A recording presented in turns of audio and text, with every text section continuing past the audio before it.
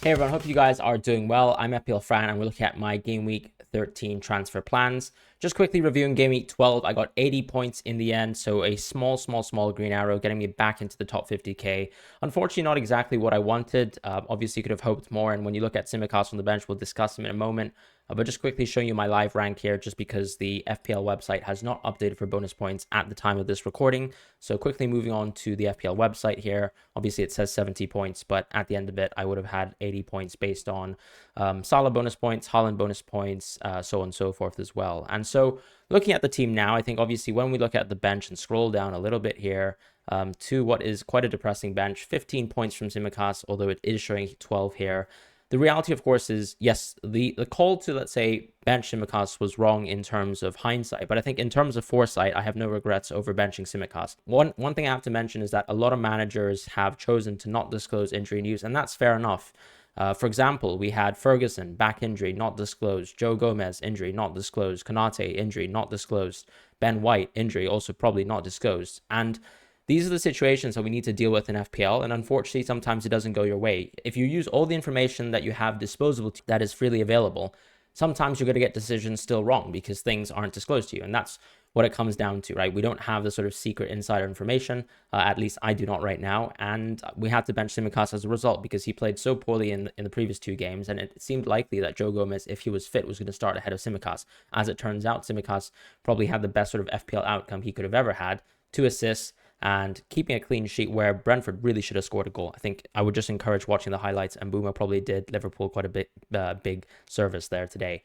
But actually, Mbeumo might be one of my transfer plans, and I'll talk about that in a moment. As far as my actual team, though, I think one of the concerns, or three of the concerns, are very, very evident, and they're very obvious as well. Cash, clearly, because this Aston Villa team, even though they're very strong in terms of attack more so, they are struggling on the defensive point of view. They continue to concede goals, and sometimes, of course, when you look at the Nottingham Forest game, conceding 2 outside the box goals, that's exceptional. But I will say over the course of the season, they've actually borne out to be probably just as bad as the defense as Brighton, a team that we usually pick out and sort of single out as saying they're a bad defense. And so I think Cash is probably on his way out of my team. Underlying stats are starting to sort of equalize as well. The stats aren't looking particularly good. He doesn't really play necessarily this right wing position. And I think also we also saw the Nottingham Forest team take the, for example, tactical consequence of, let's say, Cash overlapping so hard at times and actually use that towards their advantage when they were sort of preying on this Aston Villa team 2 weeks back. So I do think that Cash is out of my team very, very shortly. Game Week 13, probably the best time to do so. Areola, another problem point as well.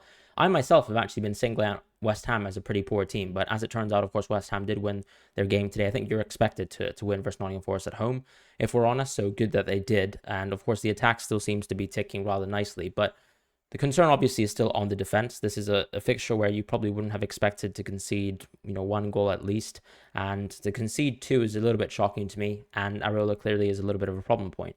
Do I have the funds to necessarily move out of Areola right now? Not necessarily. And Raya, keep in mind, unfortunately, is going to be playing Brentford next week. And I do think that maybe as part of the loan agreement, whatever happens, it seems like Raya might not play. I don't have that 100% nailed down in paper, but that might be the case. And obviously, the alternative transfers are Johnston or Flecken if you want to, let's say, capitalize on the double game week in the near future. As far as the actual team, once again, very dismayed in the sense that Gabriel played and he started for a great fixture versus Burnley at home. But as it turns out, Saliba and Zinchenko were able to score in that game. And Gabriel, of course, someone we usually target for his XG and for his ability to sort of dominate some set pieces. And Saliba scoring a set piece and maybe even coming close to scoring 2 did definitely hurt to watch. And of course, the outcome has been pretty tough because when we look back at Sheffield United at home, as it turns out, I'm down a lot of points against Zinchenko owners, and I could have also gone Saliba that week, but instead I decided to, let's say, go Gabriel. It actually gave me the funds to go Simicast, and I haven't even gotten any Simicast points so far.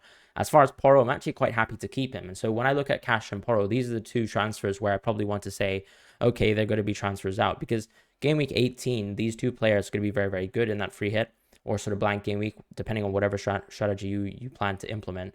I probably will have to also decide on whether I want to sort of jump into free hit 18, and I'll talk about that in a moment. But just in terms of singling out the players and talking about strategy, I don't think it really matters too much whether I go out of Cash or Porro. The question, of course, is who do I back more? And actually, I do think I would like to tend to back Porro more because it does seem like he actually gets into better attacking positions more consistently than Cash, of course, who scored 2 goals versus Burnley. But how often is that going to happen? And his underlying stats have not been really keeping up, whereas Porro, of course, still continues to look very, very attacking. So I'm quite happy to keep him in my team, even though this sort of late clean sheet losses have been absolutely teasing me. Crystal Palace and Wolves being great examples. But I will also say that those were deserved, right? Crystal Palace were really good versus Spurs in the first half, had some great chances. When you look at the Wolves fixture as well, ultimately those chances that Spurs gave away, they're shocking. And so deservedly lost clean sheets there. No regrets. In terms of the midfield, as I said, I think Gordon was very overrated in terms of coming to this week. Yes, of course, he gets to play centre forward, but keep in mind we have an international break. Isaac will come back. Wilson will probably come back as well, and he'll probably be, starting as well as soon as we come back from the international break. So that's why I think Gordon was definitely overrated as a transfer this week. And I don't think that Gordon, for example, is the king in this price point. If anything, it's still, in my opinion, a Dingra and even Palmer, who are even cheaper and probably will actually serve us better in terms of fixtures in the future. Because the way I see it, I would like to have Gordon, but the next time Newcastle have really, really good fixtures, it's probably Game Week 17. And around Game Week 14, 16, I still think Chelsea have better fixtures, so I probably would like to move into Palmer around then. And even this week, I could consider moving out of Gordon. It really just depends on what my transfer plans are. However, as it turns out, of course, Diaby is seemingly worse now than Gordon. He doesn't have penalties, doesn't really have any set pieces. He's more expensive than Gordon. And one of the issues, of course, is now he's playing very, very few minutes. So whilst Gordon, for example, has really assured minutes because he plays either left wing or in that center forward position, Diaby does not. And so Diaby right now being an early transfer out is something that is on my mind. I think the issue with Diaby, of course, is the minutes. Right now, Bailey's in very good form. He's played well. Zaniolo is also one of those players who also comes in either for, let's say, someone like Diaby or Bailey. And so that triangle of players just really depends on who's the most informed, in my opinion. And that also comes down to what Unai Emery thinks. I do think Diaby will continue to start in the future, but 60 minutes for a player at a price point where Mbeumo exists, right?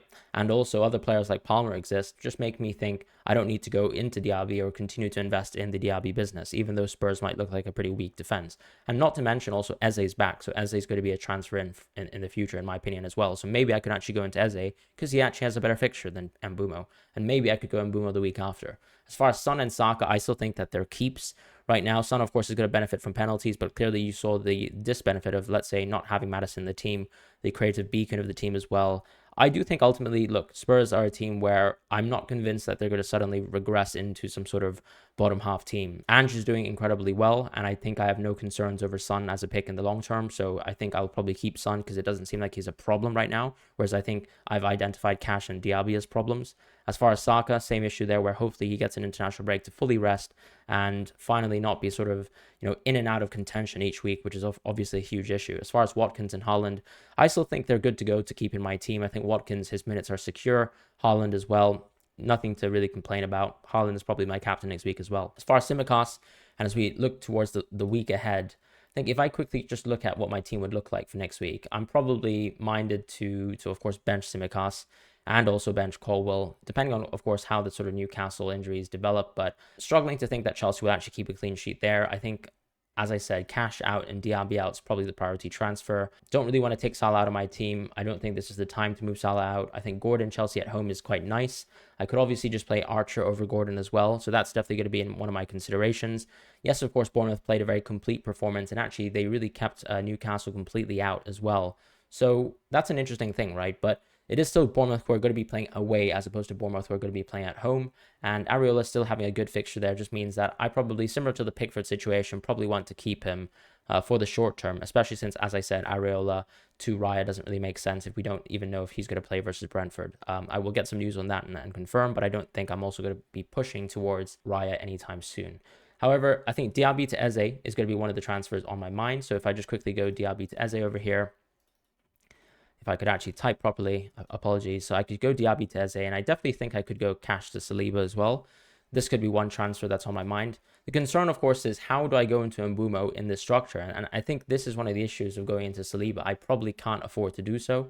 And so that's probably why I probably won't be going Saliba next week. It's also Brentford away. I do think Brentford will probably score in that game. So it's not like I'm super hyped about going out of, or let's say not having Saliba, but I think maybe Cash to someone cheaper like Lascelles is probably the play. Because if I go into Lascelles and in the future, then obviously on game week 14, Gordon can easily be Mbeumo, and I have a little bit of a safety cushion there, even though I didn't catch a Lascelles price rise. I think these are the best transfers just because I can play Lascelles next week, or let's say Colwill, probably just decide on one of the teams to bet on, probably Newcastle in this sort of situation, even though Chelsea look fantastic from the attacking point of view right now, and then actually just play Eze for the time being. Then Mbeumo comes in on Gameweek 14, as I mentioned, and I'll probably keep a team structure like this.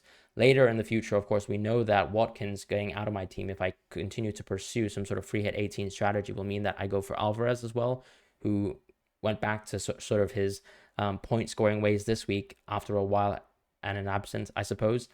So Watkins, of course, to Alvarez is going to be on my mind. But Watkins to Darwin as well is one of those transfers that a lot of people should be looking at too, I think. But this only makes sense, in my opinion, in Game Week 14. So you don't really want to be going into Darwin versus Man City, even though, of course, Darwin looks incredibly explosive and has looked brilliant in the last 3 weeks, and also seems to have really nailed down a starting spot in this Liverpool team. So those are my immediate thoughts. In terms of Tsimikas, I think the benefit to Tsimikas is, of course, just looking ahead, Fulham, Sheffield, Crystal Palace, hoping that he actually gets to play one of these fixtures, and benefiting from Tsimikas will be ideal in that situation.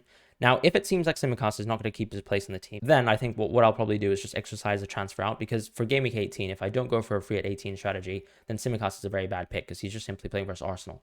As far as, let's say, committing to free at 18, another transfer I suppose I could do is always just go into a Man City player, but very similar to the Saliba move, I don't like it, because ideally I think my midfield would be Mbeumo and Eze together. But also I have to also think about, let's say, Palmer as well, and how strong Palmer is for my team. Maybe it's the case that when I go for Palmer on Game Week 16, I might be just going out of Eze instead, and therefore I'll have a lot more money in the bank to actually upgrade my defense, and that probably makes sense, right? If I'm committing towards free at 18, I might be able to decide that later, because actually City's fixtures from a defensive point of view aren't particularly brilliant until Game Week 16. So actually, I could definitely hold off the move to go for a City defender until that certain week, and then I can actually maybe take advantage of City 16, 17, and 19 versus Everton as well, and then actually just benefit from, let's say, not owning City at all in the blank with the free hit and chip in play. So those are my thoughts. I think right now we have to start thinking about free at 18. We have to consider whether we want to actually own, let's say, more Brentford players, more Man City players, and what that would do for us in the short term. What I would also say in the long term, because a lot of people will say the counter arguments that we're going to have huge double game weeks in the future, is have a look towards what Ben Crellin has given to us so far. I think the suggestion, of course, is this season still, based on the EFL Cup results so far, isn't going to give us the huge double game weeks that we had in years past. If I even remind yourself of last season, where Brighton had some crazy blanks and double game weeks followed back to back, part of that was obviously due to real life events. And so those sorts of things, plus some exceptional FA Cup results between, let's say, teams like Leicester and Tottenham as well, created those sorts of crazy double game weeks. Now, that could still happen, but I think if you're a betting man as well and you think that you can get enough value from free at 18, then maybe you can actually go for free at 18 and then actually worry about the double game weeks later, knowing that they're probably not going to be as calamitous as last season. But those are my initial thoughts. Those are my transfer plans. I hope you guys have a wonderful week ahead, and, you know, give a genuine thought towards free at 18 or not. I think this is the week, or even next week, is where you should start considering whether you're actually going to lock in towards a certain path of strategy. Totally fine to not go free at 18. It seems like, as I said, with my transfers, I might still not be committing, but you could be committing as soon as this week. And I think that's just one thing to think about. Other than that, I hope you guys did well, enjoyed some green arrows, hopefully didn't have too many bench points. And otherwise, I'll see you guys for all the content ahead. And I would really appreciate if you guys would subscribe and like the videos. That really helps with the channel. I'm trying to get towards 20K towards the end of the season, and that would be the ideal sort of short-term goal. In the meantime, as I said, thank you guys so much. And thank you to all the members who financially support the channel. And I'll see you guys very shortly.